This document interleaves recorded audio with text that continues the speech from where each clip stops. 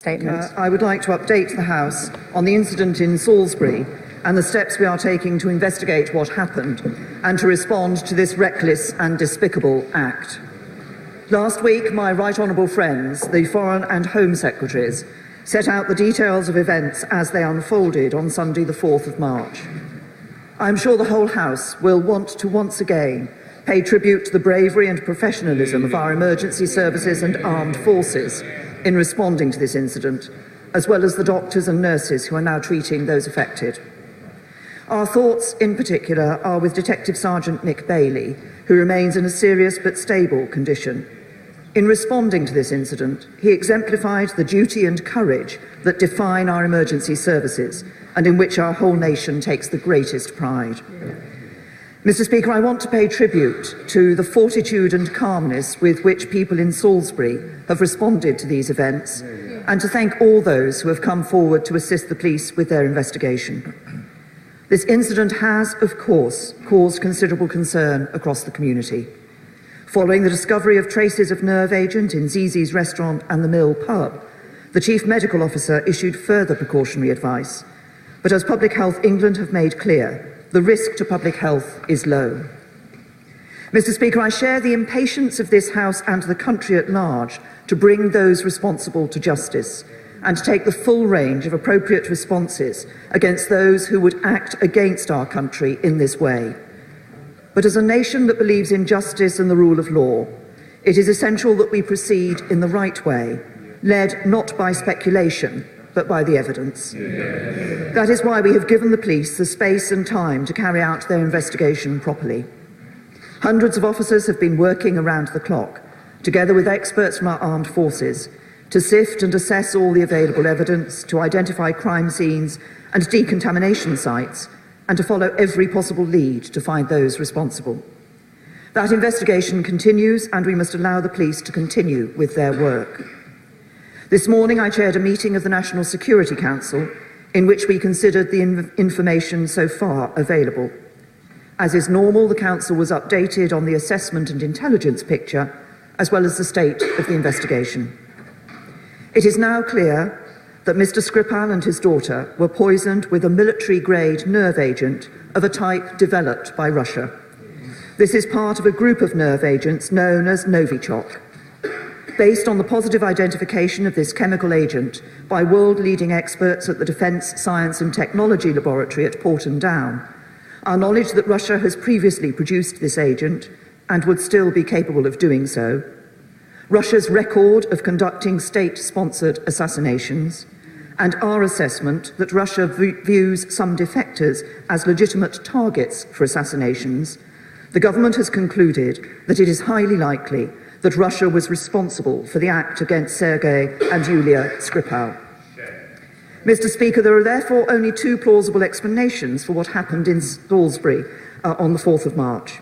Either this was a direct act by the Russian state against our country, or the Russian government lost control of its potentially catastrophically damaging nerve agent and allowed it to get into the hands of others. This afternoon, my right honourable friend, the Foreign Secretary, has summoned the Russian ambassador to the Foreign and Commonwealth Office and asked him to explain which of these two possibilities it is, and therefore to account for how this Russian-produced nerve agent could have been deployed in Salisbury against Mr. Skripal and his daughter. My right honourable friend has stated to the ambassador that the Russian Federation must immediately provide full and complete disclosure of the Novichok programme to the Organisation for the Prohibition of Chemical Weapons, and he has requested the Russian government's response by the end of tomorrow. Mr. Speaker, this action has happened against a backdrop of a well-established pattern of Russian state aggression. Russia's illegal annexation of Crimea was the first time since the Second World War that one sovereign nation has forcibly taken territory from another in Europe. Russia has fomented conflict in the Donbass, repeatedly violated the national airspace of several European countries, and mounted a sustained campaign of cyber espionage and disruption. This has included meddling in elections and hacking the Danish Ministry of Defence and the Bundestag, among many others.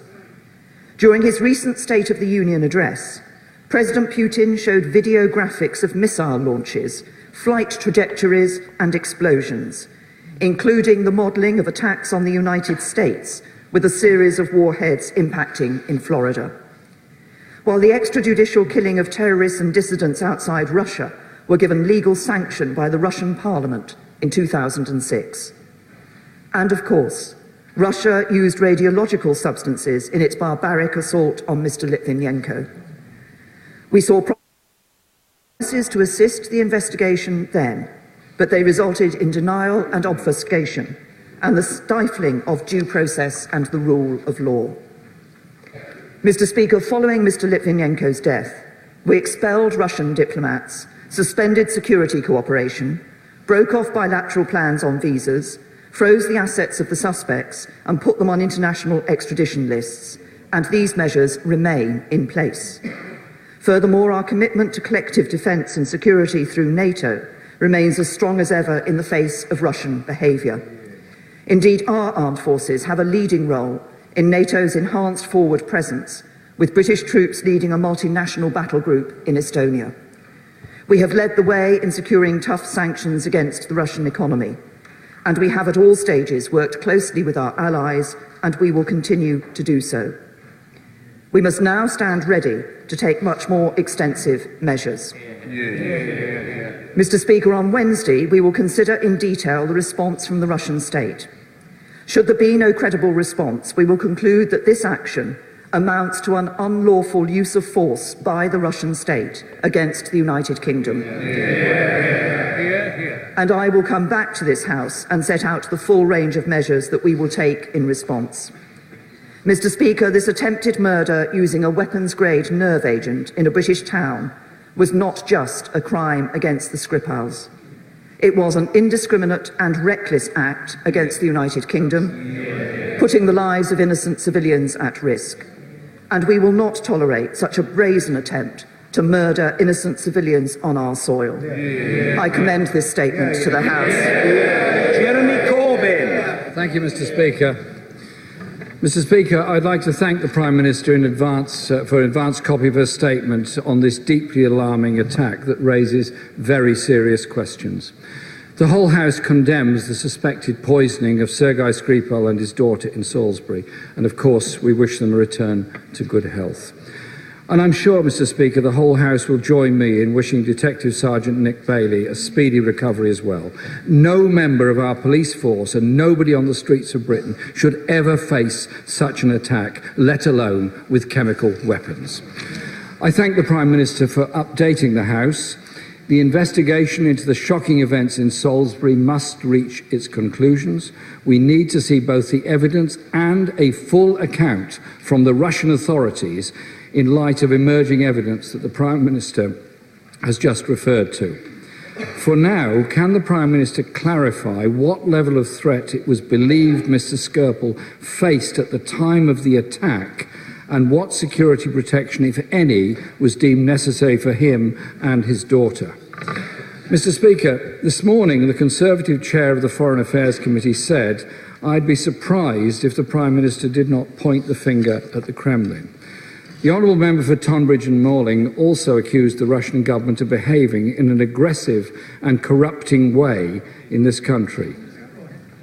Mr. Speaker, we need to continue seeking a robust dialogue with Russia on all the issues currently dividing our countries, both domestic and international, rather than simply cutting off contact and letting the tensions and divisions get worse and potentially even more dangerous. And Mr. Speaker, we're all familiar with the way huge fortunes, often acquired in the most dubious circumstances in Russia, sometimes connected with criminal elements, have ended up sheltering in London and trying to buy political influence in British party politics. Meddling in elections, as the Prime Minister put it, there has been over £800,000 worth of donations to the Conservative Party from Russian oligarchs and their associates. So, Mr. Speaker, If that is the evidence before the government, even before the investigation into Salisbury is complete, the government could be taking action to introduce new financial sanctions powers. But instead, Mr. Speaker, they are currently resisting Labour's amendments to the Sanctions and Money Laundering Bill, which could introduce the so-called Magnitsky powers. So will the Prime Minister agree today to back those amendments to the Sanctions and Money Laundering Bill? More specifically, Mr. Speaker, when it comes to the... Order. There can be strongly held opinions and inflamed passions, but I do appeal to colleagues whose sincerity and integrity I don't doubt to remember that we hear views and other colleagues will be heard, but the right honourable gentleman must be heard. Jeremy Corbyn. Thank you, Mr. Speaker. More specifically, when it comes to the Salisbury attack, what actions are the local police taking to identify fellow diners at Zizi's restaurant and the Mill pub in Salisbury on the day in question and ensure they come forward and are checked? What extra resources are being provided to the local police force, which quite understandably have never had to deal with such an incident before? We know that across the country, the National Health Service is under incredible pressures at the moment.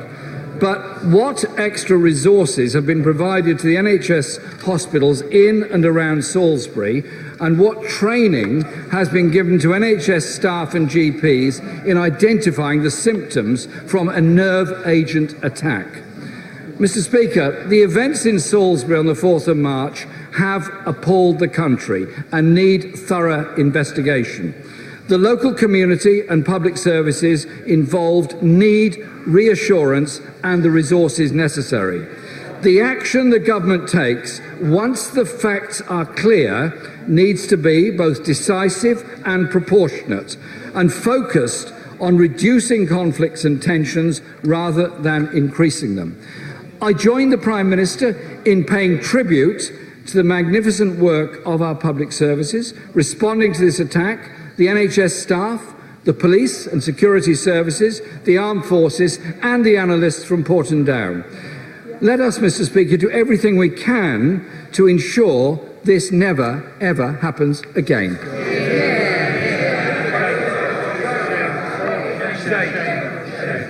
Can I first of all say to the right honourable gentleman that I'm sure everybody in the whole House sends their best wishes to all those who have suffered as a result of this incident and wish them a recovery. In the case of Detective Sergeant Nick Bailey, I saw a quote which I was not surprised at because I've heard it from so many police officers who've been in dangerous situations before, that he was merely doing his job. And we are grateful to him and all our police officers and the emergency services for doing that. We don't comment on the threats in relation to individual cases, but of course the police and others always look to ensure that we are taking these matters fully into account and taking them very seriously. In relation to Russia, we have a very simple approach to Russia, which is engage but beware. And I think this shows how right it is that this government has been cautious in relation to its arrangements with Russia. I set out in my Mansion House speech last November very clearly the concerns we have about the activities of Russia. It's a matter I have discussed with fellow leaders at the European Union Council. I think we must all be very well aware of the various ways in which Russia is affecting activity across the continent and elsewhere. There can be no question of business as usual with Russia. The right honourable gentleman raised the issue of party donations. I will say two things to him. First of all, as my right honourable friend, the Chancellor of the Exchequer, said at the weekend, you shouldn't tar anybody who lives in this country with Russian extraction with the same brush. And secondly, there are rules on party political donations, and I can assure him that my party, and I hope all parties, follow those rules. He talked about the Magnitsky powers. This is an issue where, and I've been challenged previously before on this question, where we do have already some of the powers that are being proposed in relation to the Magnitsky law, but we have already been talking with